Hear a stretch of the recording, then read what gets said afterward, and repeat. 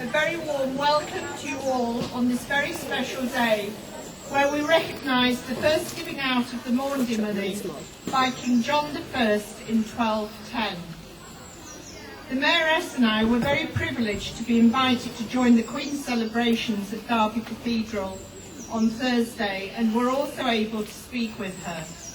David Walker was also there to receive his Maundy coins from Her Majesty, and we were delighted to witness him receiving them. It was a very tiring day, but wonderful memories we all have of that very special occasion. And I do hope that you all will equally take home happy memories of our own celebrations here in Knaresborough. I would like now to introduce you the Lord Lieutenant, Lord Craythorne.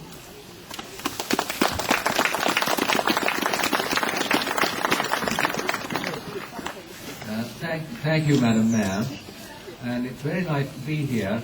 On the way here, I wasn't sure whether we were going to be in sun or rain or snow. Anyway, here we are in the sun, so the gods are shining upon us. It's a very special occasion, this, the 800th anniversary of the first Royal Maundy. And the first Royal Maundy took place on the 15th of April in 1210, when King John gave out Maundy gifts to 13 poor people of Knaresborough. And King John really, we think, did this because he'd been excommunicated by the Pope, and that was a pretty serious business then. And it was probably a way of showing the Pope that he was still a pious chap, however wicked his ways. And he did eventually have a reconciliation with the Pope some years later. But this started the annual tradition where the King or Queen was given gifts every Maunday Thursday, which is of course the day before Good Friday. And the first one was right here in the castle where we are. And King John, actually, he really enjoyed Knaresborough. He came here quite a lot, at least half a dozen times he's recorded of having been here. For many years it was thought the first Royal Maundy had taken place in Rochester in 1213. In the 1980s, your well-known local historian, Dr. Arnold Kellett, discovered that an earlier Maundy actually took place here in Knaresborough. And Dr. Kellett presented his evidence to the Royal Almoner, who accepted that the first Royal Maundy was here in Knaresborough.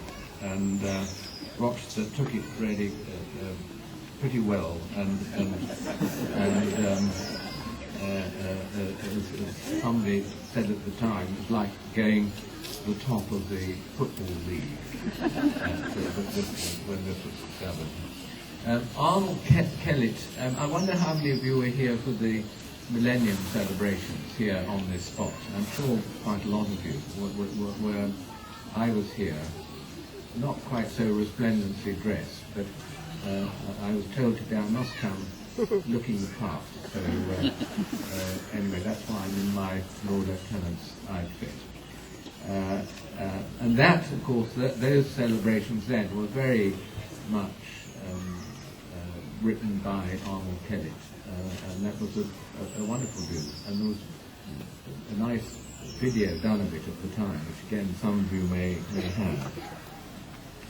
And he was an extraordinary historian, Arnold Kellett. Sadly died last year, but he's done so much work on the history of Knaresborough and been such a prominent man here for so many years. So it's really sad that he's not here today, but he wrote to me last year about this event, and he's been very much hoping that the Queen would come and do Royal Maundy up here, but the answer was that she'd done it already. It has to be in a cathedral, and she'd done it in Ripon in the 1980s, and apparently repeat visits are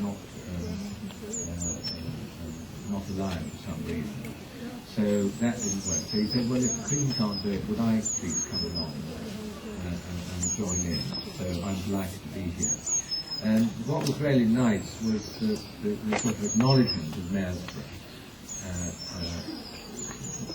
was the fact that the mayor was asked to go to the Maunday service in Derby this year, and it was really an acknowledgement of this event that took place in Knaresborough almost 800 years ago.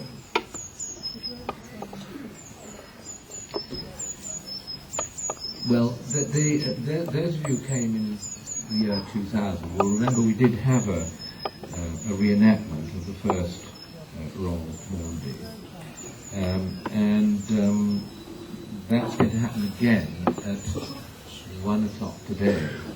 So I hope that you will enjoy all the activities that are going on, and will come and witness that at 1 o'clock today. Now, the Knaresborough Maundy anniversary coin will be presented by Bishop James and I to 13 members of the community here after the reenactment. And they're people who've given outstanding service to the town and the community. And 13 was the number that King John gave all those years ago. And another 2 have been minted, one for the town archives and one to be presented to your twin town, Bebre, in Germany. But there is a non-silver version of it, which has been produced in large numbers, so everyone can buy one today. I'm certainly going to invest in one of those. It'll be a very special memento of the day.